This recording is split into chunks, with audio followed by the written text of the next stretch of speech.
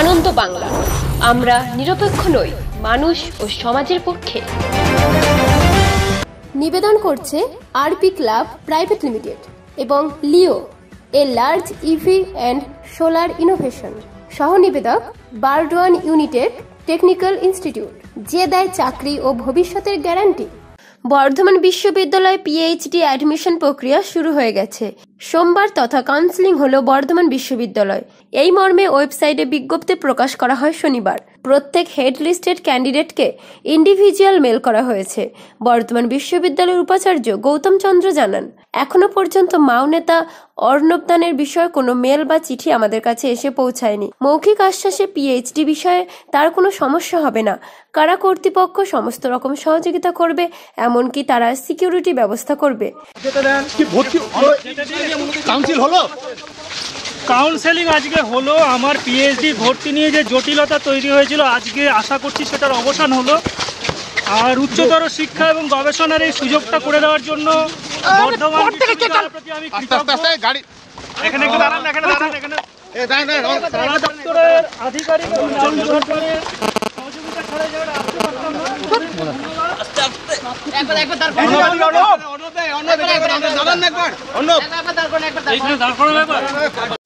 এবং এরপরে জাস্ট ফিজ জমা করা আমরা ধরে নিতে পারি যে তার অ্যাডমিশন সংক্রান্ত যা কিছু জটিলতা ইত্যাদি ছিল, সকলের সহযোগিতায়, সকলের শুভেচ্ছা এটা সম্পূর্ণ হয়েছে। ভর্তি হওয়ার জন্য কবে আসবেন? ভর্তি হতে আসবেন 19 তারিখ, মানে ডকুমেন্ট ভেরিফিকেশনের জন্য আসবেন 19 তারিখে। আর ভর্তি হতে আসবার কিছু নেই, এবার শুধু ফিজ জমা দিলেই উনি অফিসিয়ালি। না না, এটা অনলাইন পেমেন্ট হবে।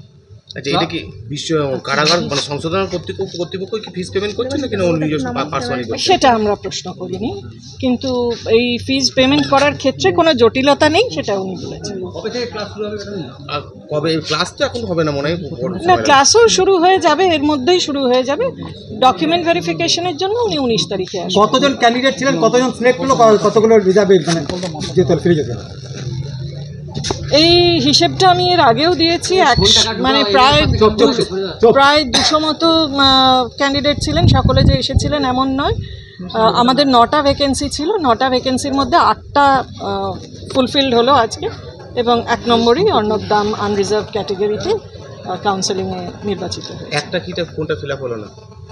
সেটা টেকনিক্যাল কারণে আটকেছে, ওবিসি এর একটা পুরো টেকনিক্যাল কারণে। ক্লাস যখন করবে তখন কিভাবে ক্লাস হবে তার কি কোনো আপনারা আলোচনা করেছেন? না, সেটাও মানে আমার কাছে এখনো কোনো খবর সে বিষয়ে নেই। তবে বিভাগের প্রধান হিসেবে যেহেতু আমার সঙ্গে আপনারা কথা বলছেন, আমি ধরে নিতে পারি যে বাকি ছাত্রছাত্রীরা যেভাবে ক্লাস করবেন উনিও সেভাবেই ক্লাস করবেন। আজকে কিছু বলছিলেন অন্য?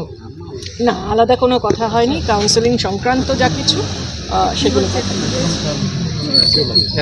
উপাচার্য একটা কথা বলেছেন যে এরপরে বিভাগের আন্তরিকতা দেখানোর প্রশ্ন, সেটা আমরা নজর রাখবো। এই বিষয় নিয়ে দেখুন, আমি আবার বলছি, সকলের আন্তরিকতায়, সকলের সহযোগিতায়, সকলের সহৃদয়তায় এটা হয়েছে। এবং আমি আগেও যেটা বলেছি যে nobody has done him a favour, উনি নিজের যোগ্যতায় এটা পেয়েছিলেন। কাজেই এই ধরনের কথা আমার মনে হয় না উপাচার্য বলেছেন যে এরপরে বিভাগের আন্তরিকতা দেখানোর প্রশ্ন এবং সেটা তিনি খেয়াল রাখবেন। এই কথাটার মধ্যে একটু প্রচ্ছন্ন অন্য সুর রয়েছে, কিন্তু আমি শুনিনি বা উপাচার্য এরকম কোনো কথা বলেছেন আমাকে বলেননি। কিন্তু নিশ্চয়ই খেয়াল রাখবেন, সকলেই খেয়াল রাখবেন কিভাবে এটা হচ্ছে। মানে সেন্সিটাইজড সিটিজেন হিসেবে এটা আমাদের সকলের কর্তব্য খেয়াল রাখা যে মেইন স্ট্রিমে কীভাবে ফিরে আসছেন অর্ণব, এবং তাকে সকলে যেভাবে সহযোগিতা করেছেন সেটার প্রতি আমি কৃতজ্ঞতা জানাচ্ছি। এবং সেন্সিটাইজড সিটিজেন হিসেবে সকলে আজকে যারা এখানে রয়েছেন এবং যারা এটা দেখছেন সকলেই নিশ্চয়ই খেয়াল রাখবেন। শুধু উপাচার্য কেন খেয়াল রাখবেন, সকলেরই এটা দায়িত্ব, সকলের কর্তব্য। এতদিন কাউন্সিলিং স্থগিত ছিল, আজকে ওই তৃণমূল নেতা কুণাল ঘোষের নির্দেশে কাউন্সিলিং মানে কথা মতো কাউন্সিলিং হচ্ছে, কি বলবেন আপনি? আমিও তাই পড়েছি, তাই শুনেছি। কিন্তু আমি আবার বলবো যে কোনো ব্যক্তি যদি করে থাকেন, এই উদ্যোগ নিয়ে থাকেন, তাহলে তো খুবই ভালো কথা। তিনি প্রাক্তন সাংসদ এবং কারা বিভাগ, কারা মন্ত্রী এ বিষয়ে উদ্যোগী হয়েছিলেন, উচ্চশিক্ষা মন্ত্রী এ বিষয়ে উদ্যোগী হয়েছিলেন, সরকার এ বিষয়ে উদ্যোগী হয়েছে। যে সকলের সহযোগিতায়, আমি যে কথা বললাম, বিশ্ববিদ্যালয় কর্তৃপক্ষ সকলের সহযোগিতায়, সকলের শুভেচ্ছায় এটা যে শেষ পর্যন্ত হলো তার জন্য আমরা সকলেই খুব খুশি। এই কথাটা দিয়েই আমি শুরু করেছিলাম। Thank you ma'am. তাই ভর্তি প্রক্রিয়া থামিয়ে না রেখে চালু করা হয়েছে। পূর্ব বর্ধমান থেকে দেবাশিস ঘোষের রিপোর্ট, আনন্দ বাংলা।